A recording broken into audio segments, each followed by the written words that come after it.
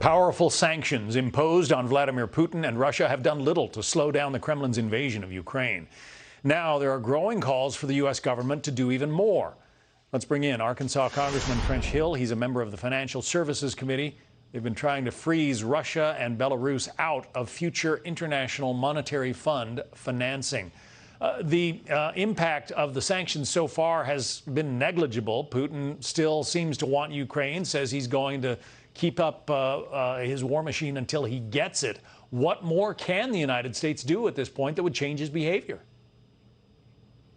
Well, John, it's good to be with you. Yes, we have imposed draconian sanctions by sanctioning the central bank, which means he can't use that money for paying for imports and exports and making payments in the country. We've sanctioned the banking system. But there's a big gaping hole there, John, and that's the oil and gas business. We need to be stepping up production here first and foremost. We're running about 11 million barrels a day here. We can get it back up to 13 million barrels and get back to energy independence. And we should accompany that with what Joe Manchin has called for, which is a ban on Russian oil imports in the United States. We currently import, what, about 600,000 barrels a day from them? So you're saying we could more than make up that difference if we would just unleash our own reserves? That's right. And we need to get people back to work. The Biden administration has had fossil fuels on their target list. They need to reverse that and know that Putin is a clear and present danger to the world. And we can do a lot to counter that by unleashing American energy production, both in natural gas and oil and gas. That'll bring down prices for our own consumers. But more importantly, it offers a real lifeline to our friends in Europe. Well, talking about prices, yesterday's gas price current average in this country was a little over $4 a gallon. 1 year ago, as the graphic shows, it was $2.76.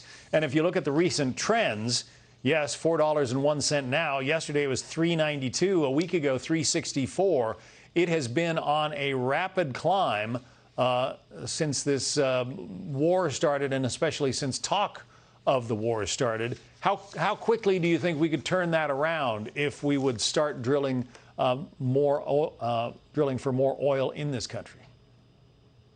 Well, if we'd kept the Trump policies of streamlining pipeline approvals, streamlining drilling permits, opening up new federal lands for drilling, not having a war on fossil fuels, like intimidating public companies to divest fossil fuel investments and banks, we'd be ahead of the game.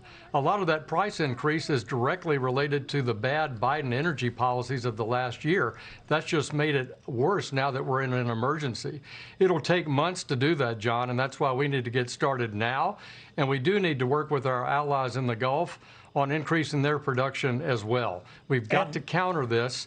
And in addition to nuclear weapons, his energy power is immense.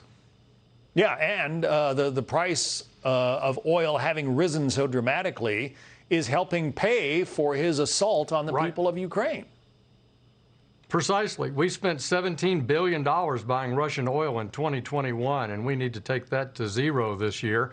But we need to unleash that production and get our allies in the Gulf states to do that as well. Canada, other producers, Mexico, to boost production. That will help offset that price, which is, as you say, fueling the war machine of really Putin, who's really a madman. I guess he's not satisfied in killing children in Syria. He now wants to do it in Europe.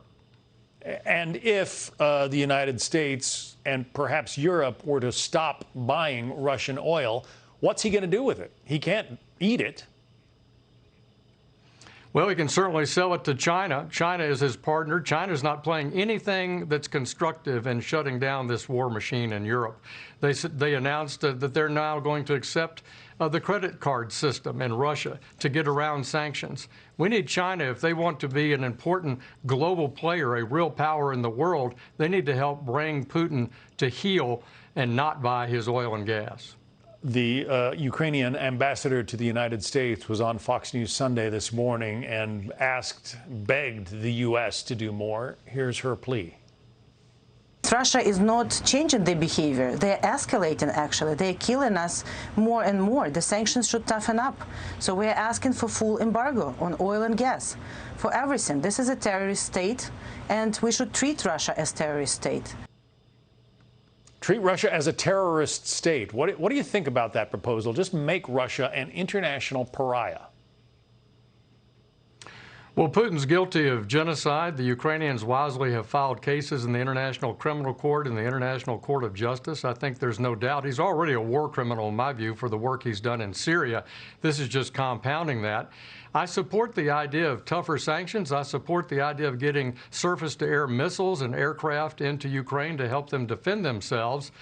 And I understand the tough place we're in when Russia produces 40% of Europe's energy. That's why it's going to take unleashing Americans' resources and other oil producers, both in the Western Hemisphere and in the Gulf. But those who like the Green New Deal, for instance, what do you say to them when they say, you know, drilling for oil in this country is going to contribute to climate change? Look, John Kerry and Dick Durbin are tone deaf. Russia is a clear and present danger to the world. We can worry about the Green New Deal later. We need to save Europe and get Putin out of the Ukraine and save the Ukrainian people as their partner. This is a free and sovereign country, and it is a much more important issue than the long-term issue of climate. We have years to meet our objectives of a less carbon world, but we need to get rid of Putin today. Congressman French Hill, Republican of Arkansas. Thank you, sir. Hey, Sean Hannity here. Hey, click here to subscribe to Fox News YouTube page and catch our hottest interviews and most compelling analysis. You will not get it anywhere else.